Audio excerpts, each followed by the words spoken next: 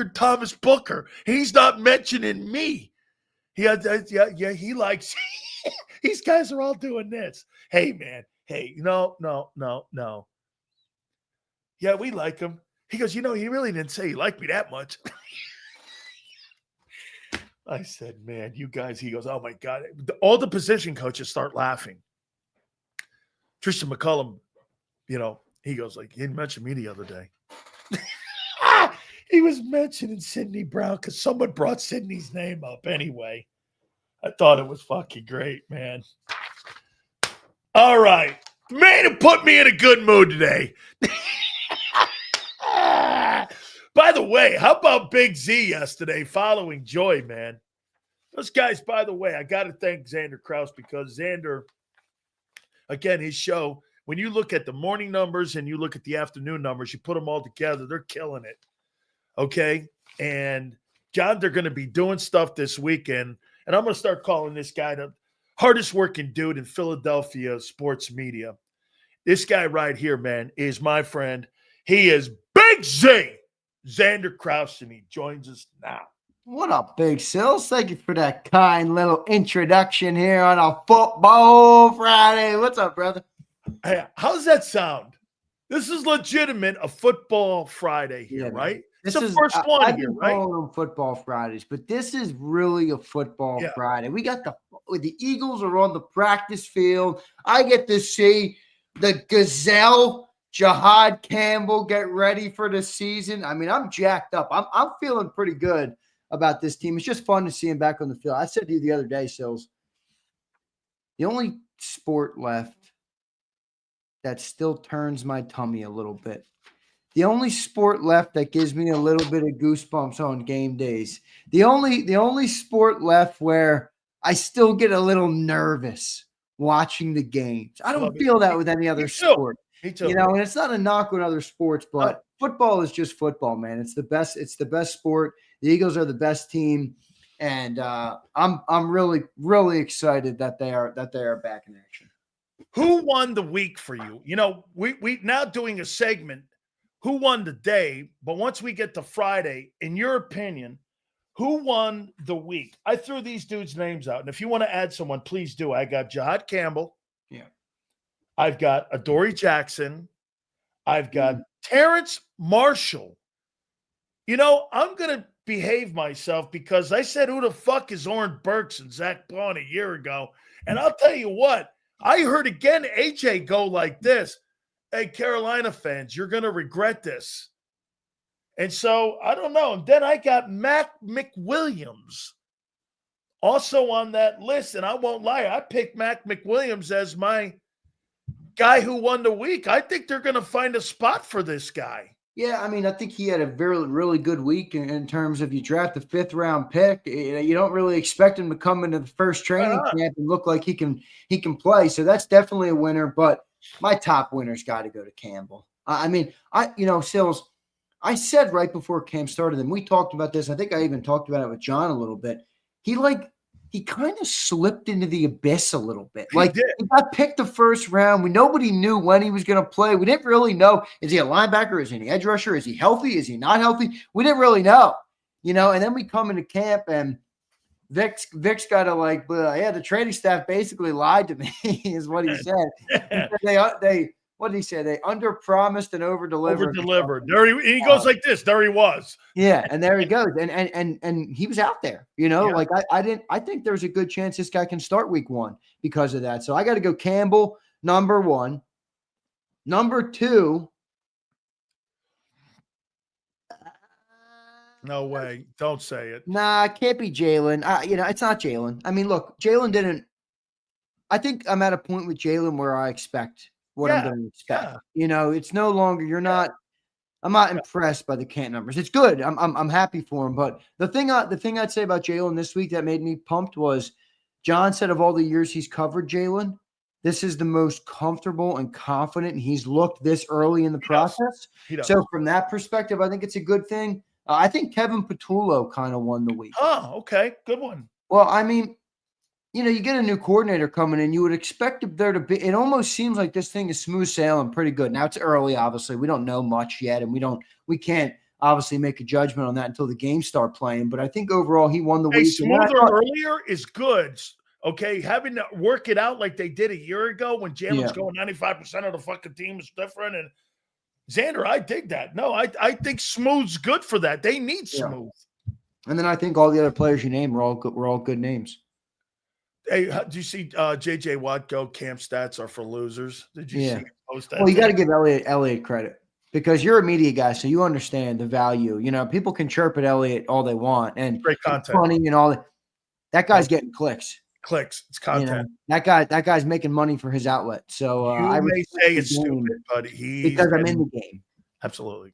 I mean, if you look at it beyond that, okay, absolutely. Yeah, it's goofy. They don't matter much. But it matters when you're talking making money. Yeah, absolutely. That's all that matters, right? Look at the big people doing it now, though. I mean, like ESPN is putting up stats around the training camps. I'm like, Shador Sanders are doing it. Yeah, right. So, going to be interesting. But by the way, I thought you picked some good winners there. I think Campbell's my clear winner. Do you have a loser? Kelee Ringo. I hate to say it, but I agree with you. And not from a sense that I'm out on Ringo. No, I'm not Just either. in the sense that he's the only guy at camp that we heard really anything negative on. And it wasn't overly negative. He got beat a couple of times. I mean, it's practice. It doesn't really matter. But, you know, he is the one that's in a battle. It's one thing to say, hey, Jalen Carter had a bad practice, or Jalen Hurts had a bad – Jalen Hurts is your starting quarterback, whether he has a good practice or a bad practice. Ringo is kind of in the battle. He's in the moment. So I would say he would be probably your only loser. But here's the thing on him, too. He's the most scrutinized guy in camp right now because there's expectations that he's got to step in for Darius Slay. You know, remember what you guys have done. You guys had a guy step in for Fletcher Cox and Jalen Carter. You had a guy step in for Jason Kelce and Cam Jurgens. And now you're expecting this guy to step in for Darius Slay.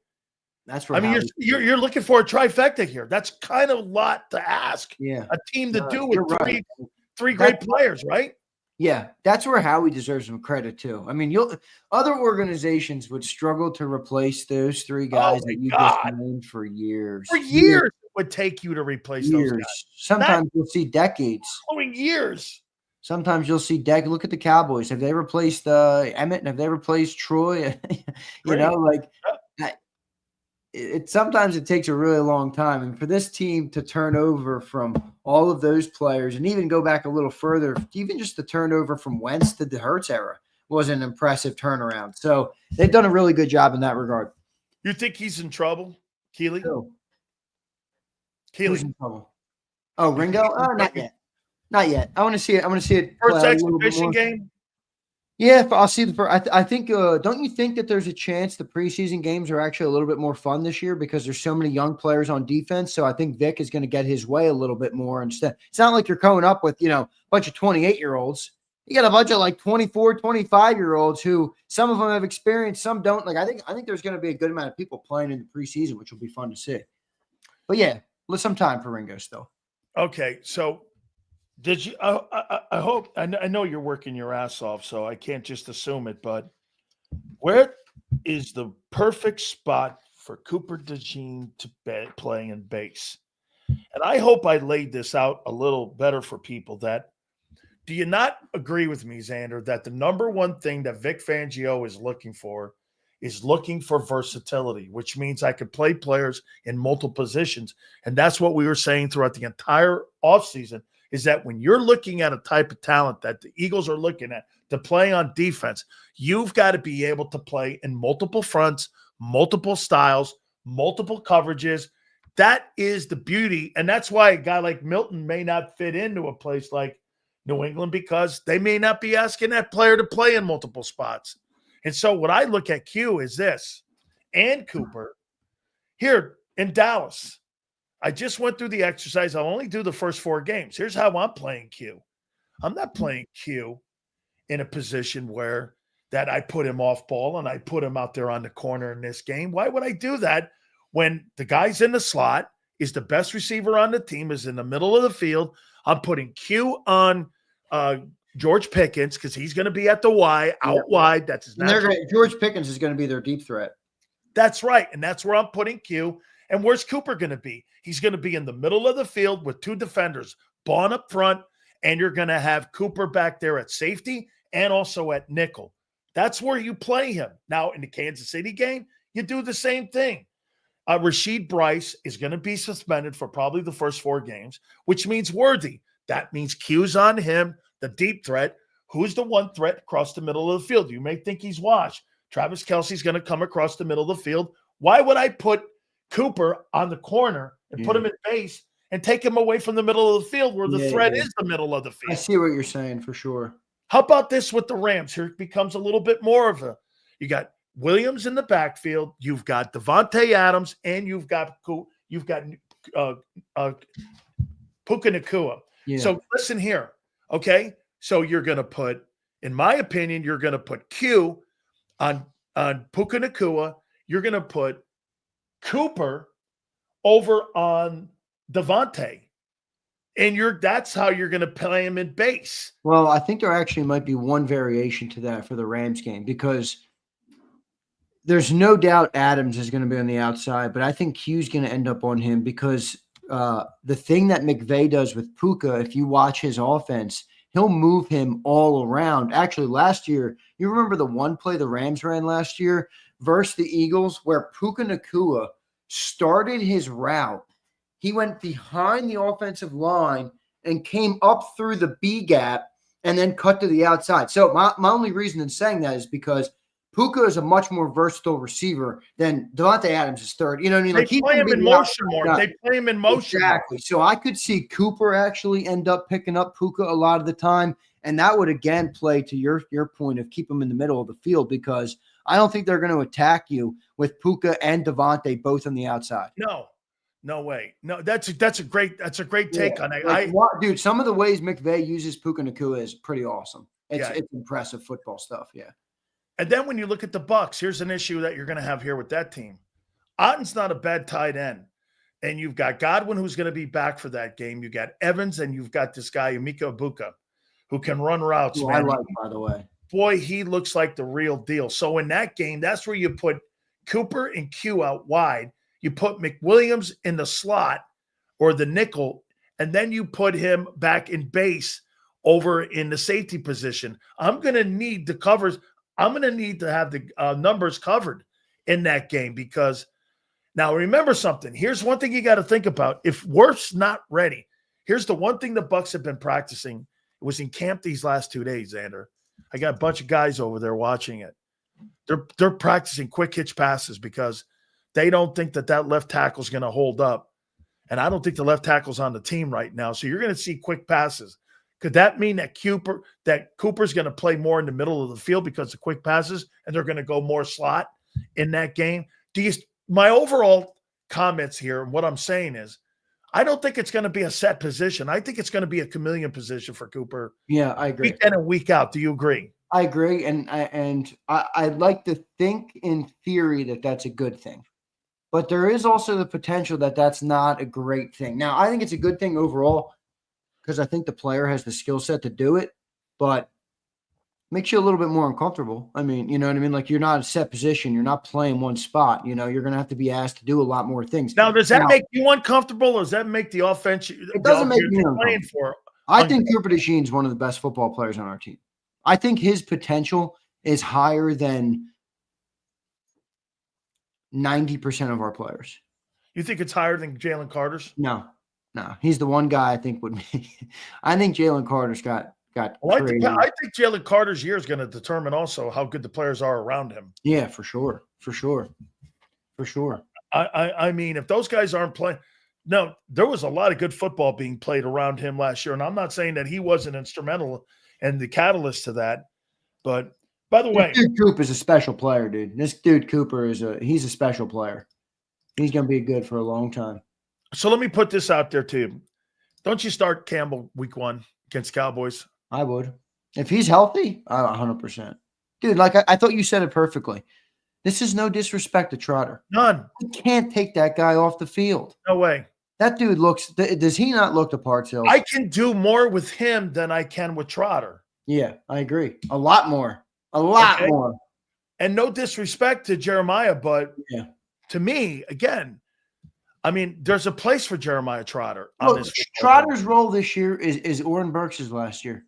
You're the reserve guy. You got to come $7 in. million a year to go play in Cincinnati. Exactly. I think Trotter's got a good role this year. It's just not to be the starting outside linebacker. At least in my opinion, it's not. So are you still comfortable with one thing? I learned something about Vic today. You know, Vic Fangio tried to trade for Milton Williams when Milton Williams was in when Vic was in Miami, right? You know, he tried trading for him. Okay, he tried trading for him to bring him to Miami. Yeah, that was a year. Yeah. So all these reps, you truly believe are going to be covered, and it will not be as much of a drop off with all the players that you're thinking are going to be able to step in, because you're going to have to do it by committee, basically, on trying to get those reps covered.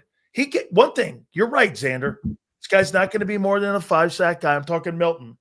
He's not going to be more than a 50 tackle guy. But remember what I said to you about him.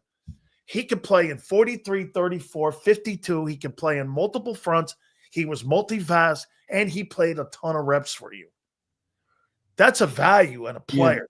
Yeah. Do you have that player on your team? I don't plays know. at that position right now? Can Moro Joma do that?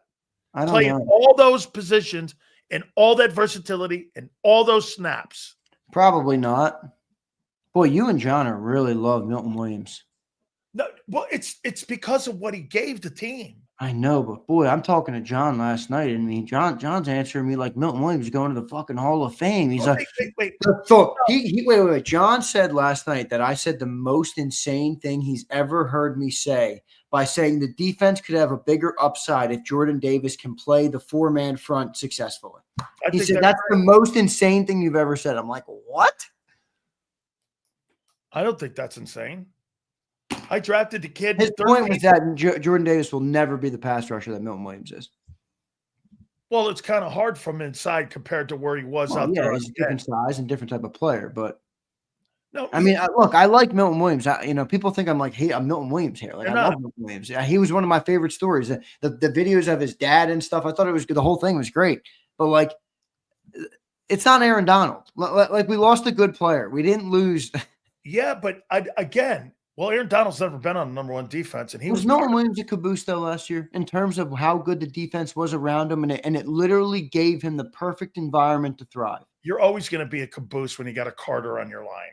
Well, we have a Carter. I mean, you're going to be what it is. I mean, you're good. Jerome Brown was a caboose to Reggie, so I mean that's just what that is. I mean, you got a player of that reputation like that, dude. Jerome Brown. I mean, Milton Williams. No.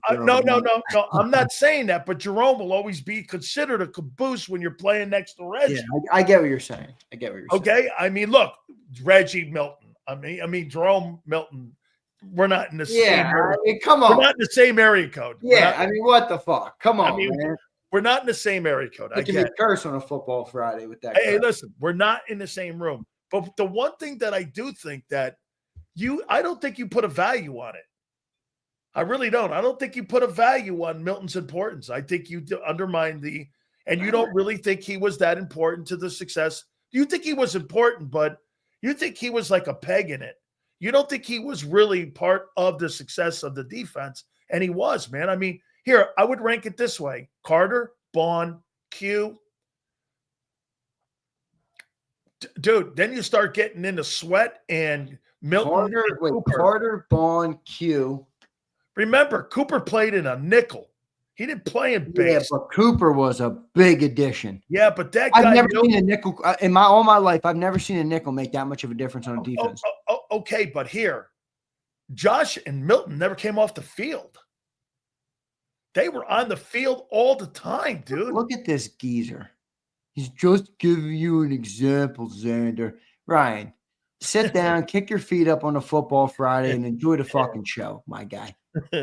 Yeah, but I do. I agree with one thing, man. I mean, you don't really give him a lot of credit for being an instrumental part of that number 1 ranked defense. Well, you guys are trying to. No.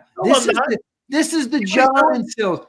John and Sills have tried to bully me on this because then it will force me to admit And I don't think that the team is going to be good enough this year. No. I'm not going down that road. Milton was a great player. I'm happy for him. I'm proud of him. I'm appreciative of him. And I hope he enjoys the Super Bowl ring with the flap-out wings that I think even Sileo loves now. That I know I like a lot more than I did when they first. I know. I love the Confucius Sirianni saying on it there. We're only. Well, did Merrill win you over a little bit or no? Yes. By the way, if anybody missed the Merrill Reese interview this week, it is must see for any Eagle fan. He caught me off guard.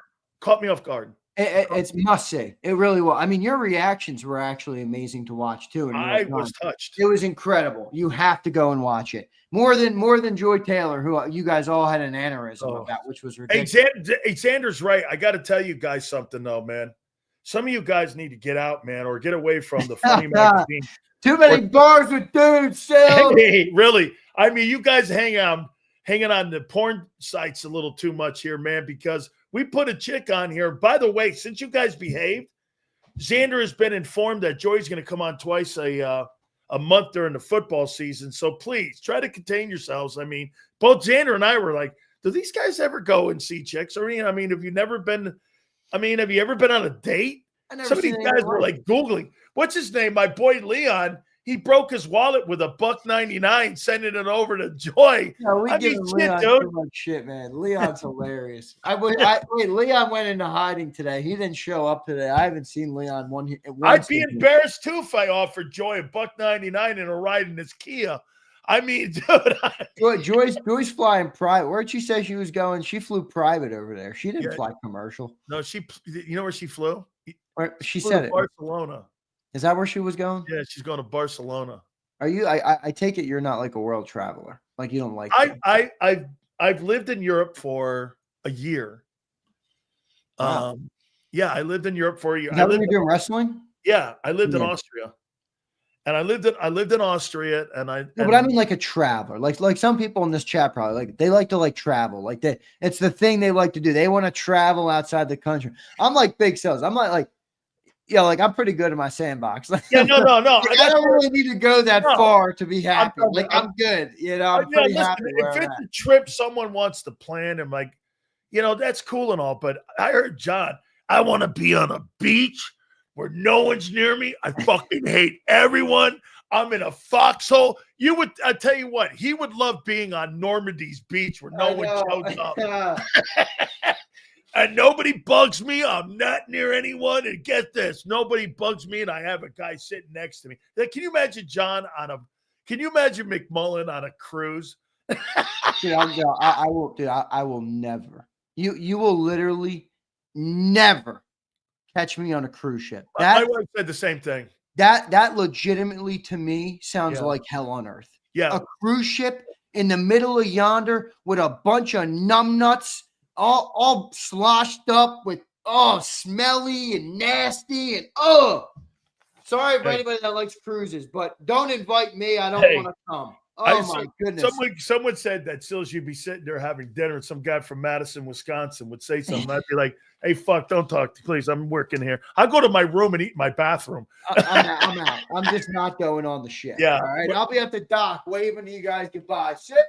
I'll be here when you get back. Absolutely here. All right. Hey, Big Z, I got another one here for you, man. So Aaron Rodgers said today that he believes that there's 10 to 12 Super Bowl contending teams. 10 to 12? What's he smoking? Crack? No, I don't think it's crack. I think it's like ayahuasca. Okay. So here, you tell me if you think these teams are Super Bowl teams. And I'm not going to start with one. Why does it not surprise me, Sills, that M. Reyes likes cruises? Why is that so unsurprising? Because he goes to bars with 27 dudes sitting back there.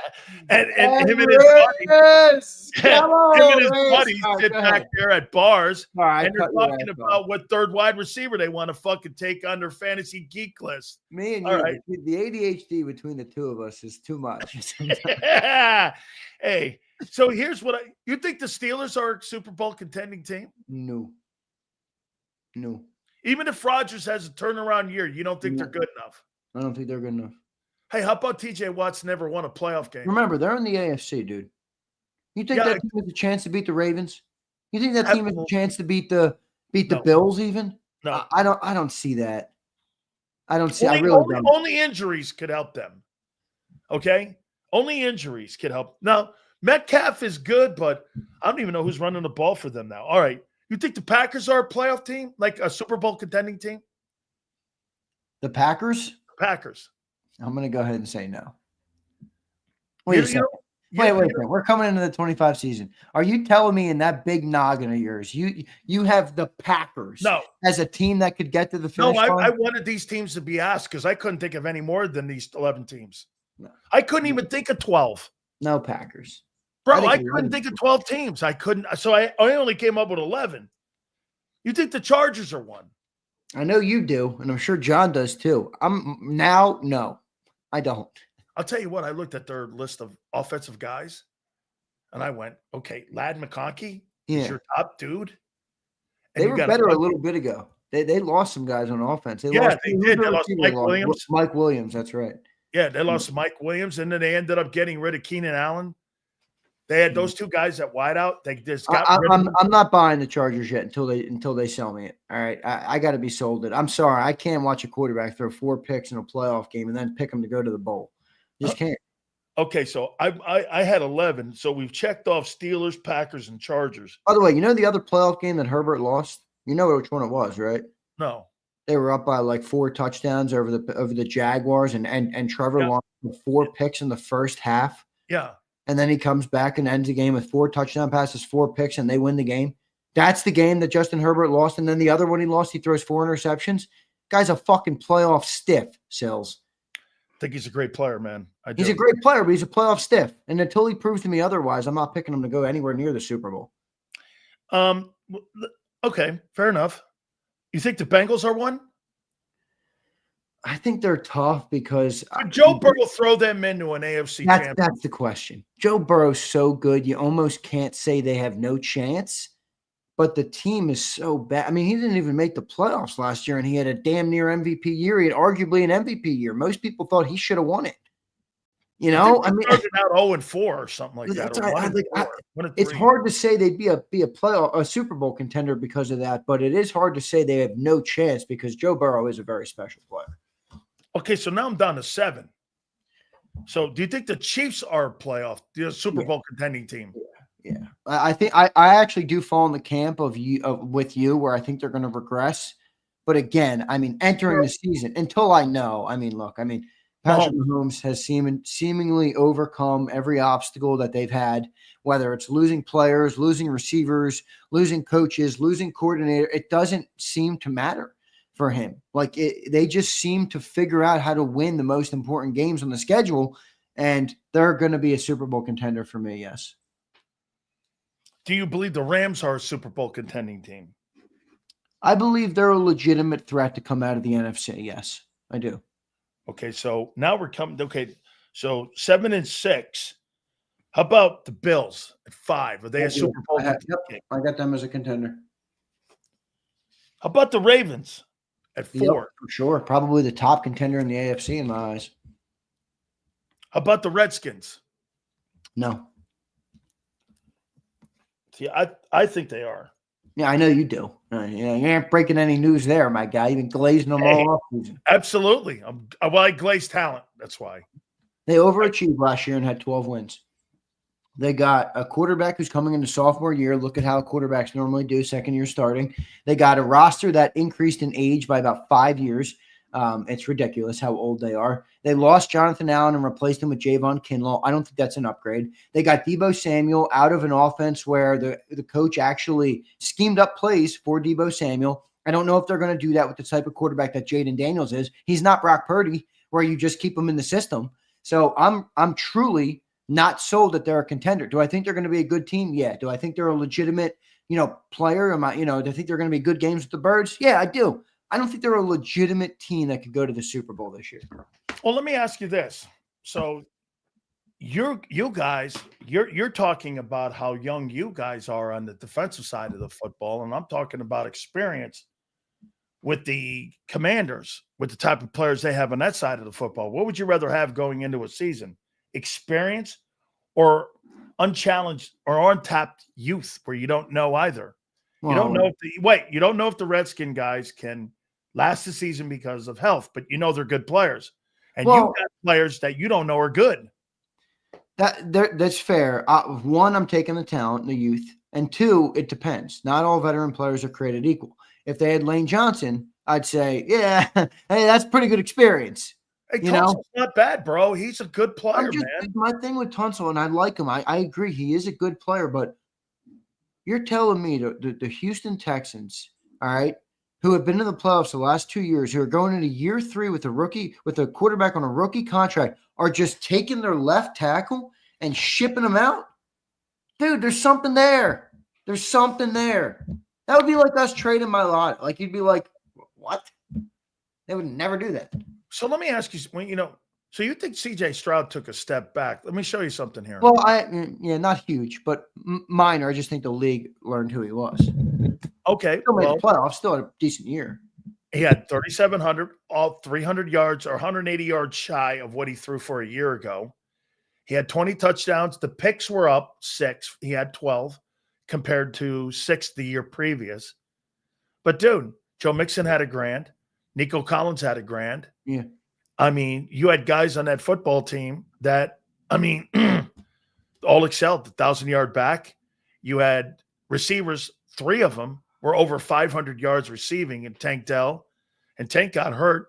You had Diggs on that team who had 500 yards and 47 catches. You had 3 dudes on that team, 4 dudes on that team with over 50 catches and 1 dude with 70 catches. I mean, I think most of the collective NFL media overblew his regression. It wasn't that big.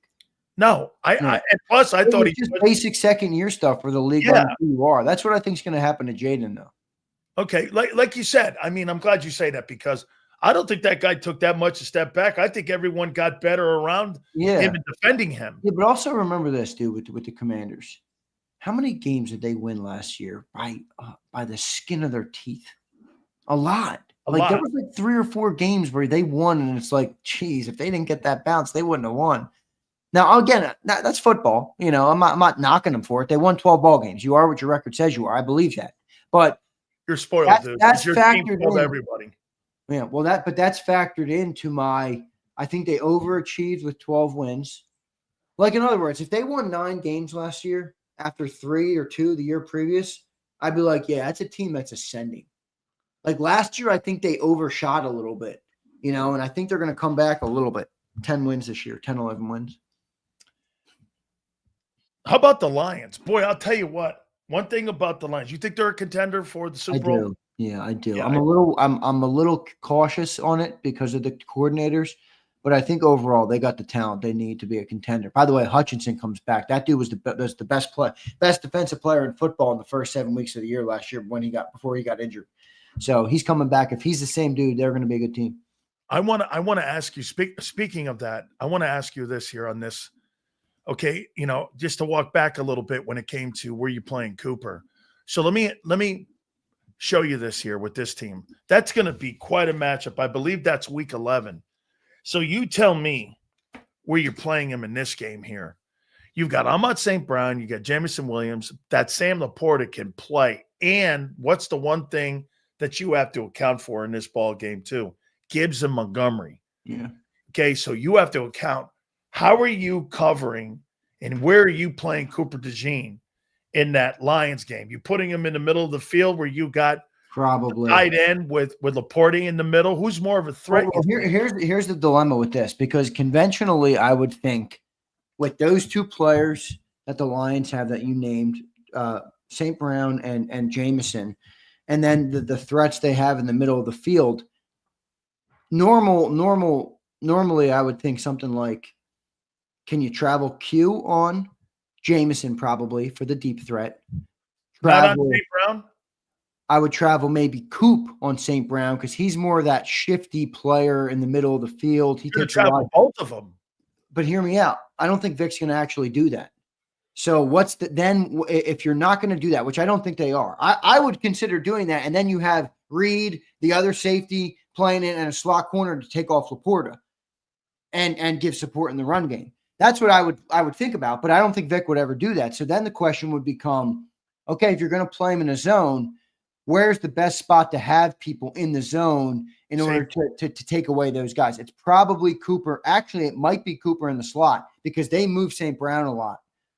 Okay, well, on base, though, I'm going to put him in the safety Yeah, but position. they don't run base that much. That's the problem. They only run base 10% of the time. Again, they're good, but I want him on the field all the time. I just don't want him. I don't want him to miss any of those 100 plays. You heard Landon the other day go, you have a couple bad plays, man. That's how you lose ball games. I want him on the field at all times.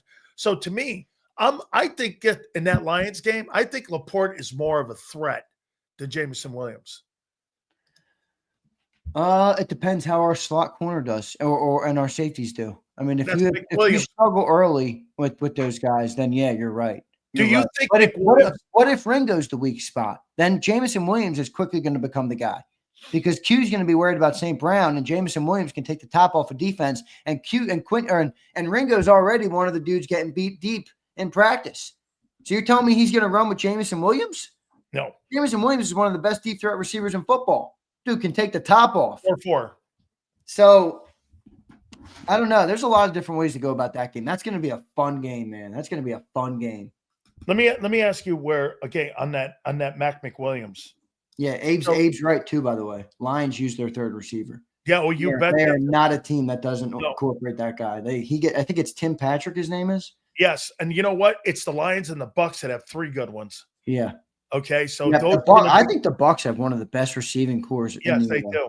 Yeah. When Godwin comes back and he's healthy, I like that team. I like that Bucs team.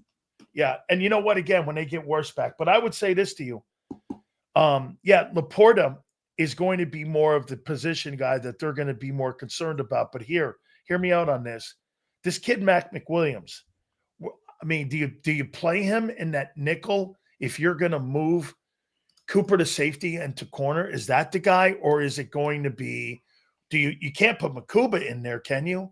Who would be the guy if they're going to take him out of that nickel and they're going to play him more at safety and at corner? Who wins that spot? Is it McWilliams? Is it? I'm having a little pause because I heard Mike Gill, and I'm with him on this. You're conflicted because, look, if they want to move him around, and it looks like they do want to move both those players around to give them the best chance of success, and I see it. Okay, if you're going to do that, are you sacrificing another position on the field? Yeah, probably. Because you're sacrificing a position in the zone. Now, because that creates more problems for Zach Bond and his drops. That means he's got to get a deeper drop. Right. Does that take away from the run game? Yeah, it does. Unless Jordan Davis shows up. Well, he did a year ago in the run game. Yeah, I know. He was there in the run game. I want a dominant 4-man front this year, man. I got high expectations for Jordan. It's the same guys intact, and you've added, actually. Hear me out on this. What I like what you guys have going here, especially with why I like Campbell starting. Well, bro, you know, what's the one thing that stayed intact on your defense? The interior middle of your defense, which has to be the heart in the run game. You've got Carter and Davis there, right? Well, Bond's going to benefit. Campbell will benefit.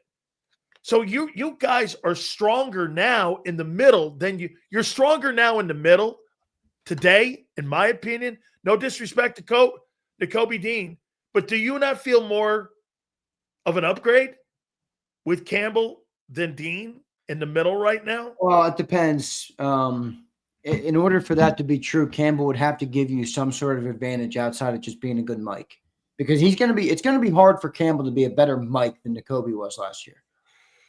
Boy, now, if he brings in some of the other elements where you can maybe rush Bond or rush him or rush him interior. Yeah, if you have a lot of sub packages, then it makes more sense.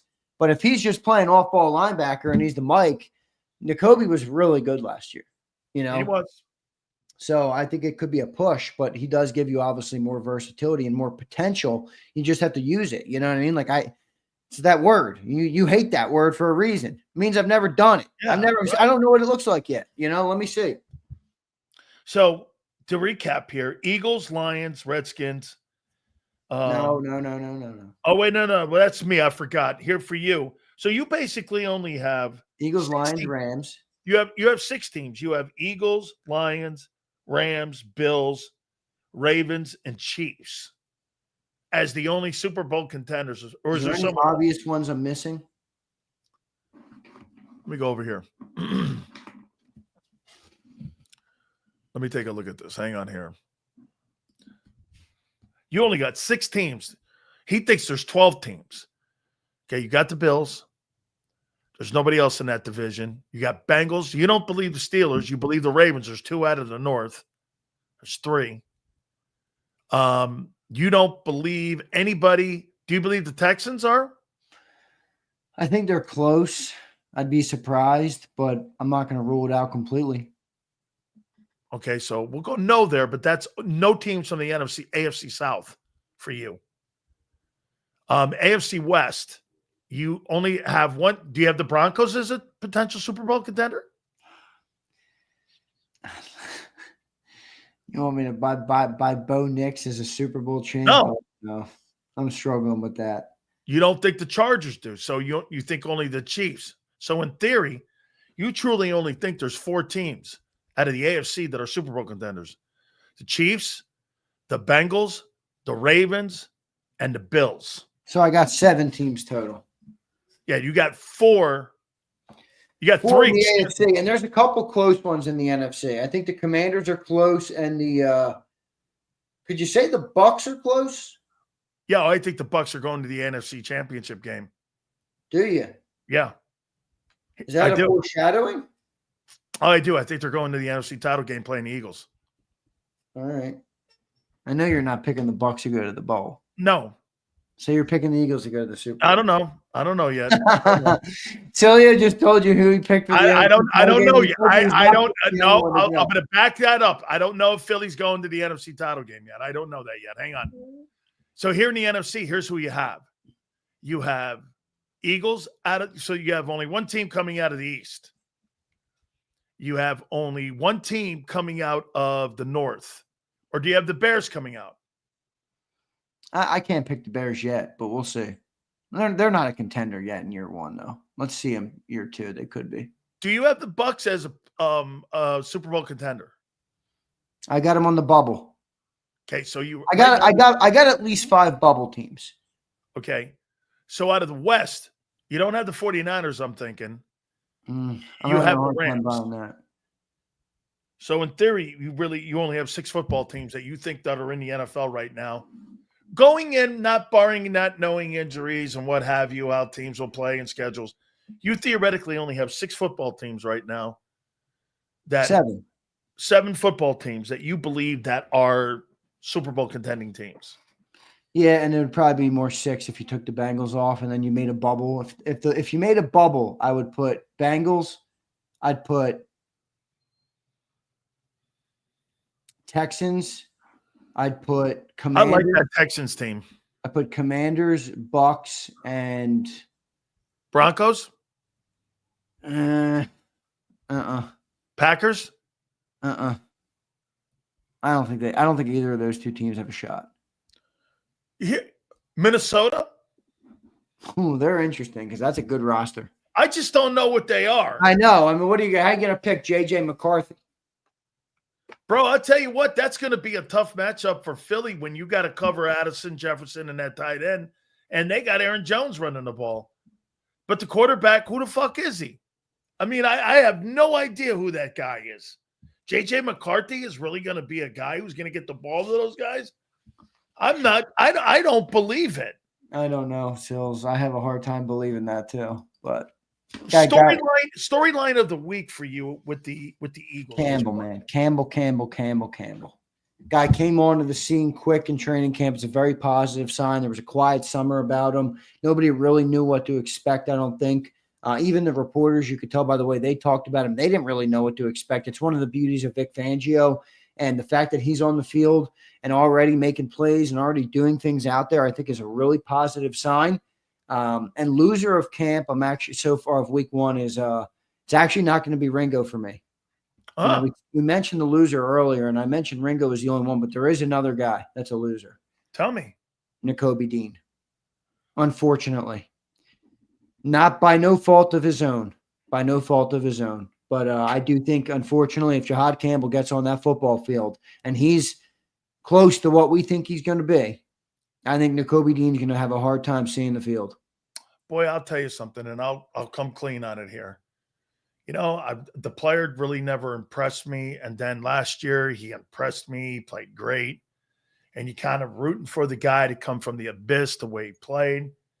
And then I'll tell you the suck-ass thing, man. To see a guy lose opportunity based on the thing that hurt him the most when he came into the league. You signed him injured.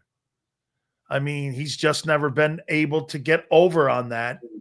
And it's a shame, man, because guess what? He'll never fulfill his destiny because of injuries. He just wasn't built for the game. Yep, it's true, unfortunately. But we'll see what ends up happening. Rico says, Z, are the Winers a bubble team? I think they're pretty close because of that schedule. Remember, they got an easy-ass schedule, but I don't know. I mean, Brandon Ayuk's their top guy. Brandon Ayuk and Jawan Jennings, and Ricky Pearsall. Yeah, but, then you start doing this. Okay, well, Kittle's fucking great, dude. Kittle's great. Kittle's a great football player. I think that kid they got from Florida, Pearsall's going to be a good ball player. Yeah, you like him a little more than me. I do, man. I mean, I'll tell you what, he had a stiff throwing him the football at Florida. And I think the guy is. I think you left out the front page story. The guy gets shot and fucking returned. Yeah, here. I actually like that. Because that ball's a steal. What I didn't like was he got shot in Castro. I don't know what he's doing down there, but hey, okay. you know that state better than I do. Hey, I'm just telling you, man, it's not a place you want to be dressed funny down there. I'll leave it there with that. When are you getting out of that state? Aunt Betty, can you get this guy home? I mean, what the heck? I thought you'd have more pull than I did, Aunt Betty. Dude, my show started off because of Gavin Newsom. I'm blaming Newsom for these started. Hey, I'll tell you what, watching Big Sills melt down, that's pretty funny, isn't it? Hey, man, I'm over here going, what the is going on? I could just hear, and I started laughing because I know Zander's going, this guy's panicking like a fucking maniac right now. So, yeah. Hey, we're going to start going around the league here. Oh, by the way, so I put on Rich McKay today because of the 50th anniversary of the Bucks. That's this year with them, okay? I asked him about the tush push. He goes, are you really going to break my ass about that? I go, no, I want you to come on. Not this week, the next week. So we got Rich coming on. I love Rich McKay. He's been on already. He's great. We've had him on before. Yeah, you've had him. So we're not going to, that's not this coming. It's the one after. I go, I want you to hold it because I want you to explain that to Eagle fans. He goes, the only reason I came on today because we're in Tampa and I thought you'd put me on the Eagle show. I go, oh, no, that's coming. Because those fans are going to kick. You tell Rich McKay I appreciate him and I love him, but fuck him. I go like this. I go, hey. He goes, what do you think of the play? I go, I think it's a play if you can't stop it. I mean, they found out something on how to do it. I mean, I don't know. Yeah. And he's like, well, do you think that looks good? Now, what you should have said is I played defensive tackle, and if I needed a dude in a suit to help me stop a football play, I would have felt like shit on the inside every single day. Man, all right. Hey, Dad, can you help me? Yeah. Guy in the suit. I can't stop this really tough physical football play. Can you get it out of the game? I swear the viewers don't like it. I swear they don't. Shut up. You think Jordan Davis had a good week? Yeah, he was a winner. Now, it's vanity. You got to get in the football field now. It's nothing over the top important, but it's the first good step. And I thought you pointed out yesterday, we had a great conversation about him, but there he is. Holy cow. Leon, we've been looking for you today, Leon. Man, we've been looking for you, Leon. We love you here on JAKIB, Leon. We're gonna read the supers here in a second. Leon, I got a little bit of sad news for you. Oh man.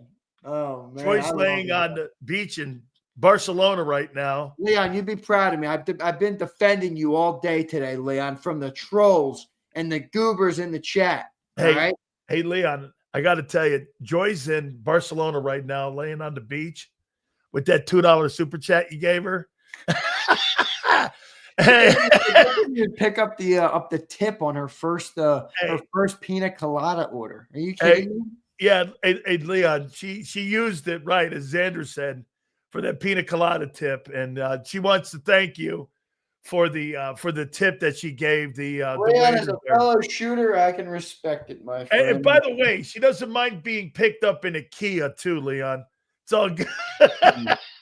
Yes, Jack, it is a number 2 pencil.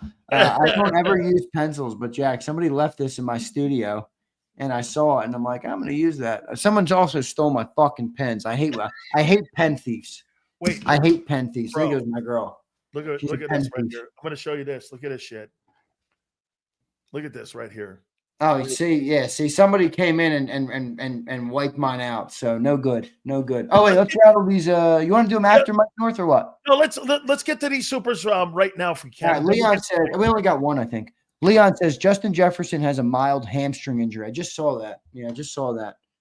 That's not great, but I don't. Yeah, Leon, I got to tell you, man, you didn't really impress Joy Taylor yesterday. You know, you really didn't impress her. She wasn't.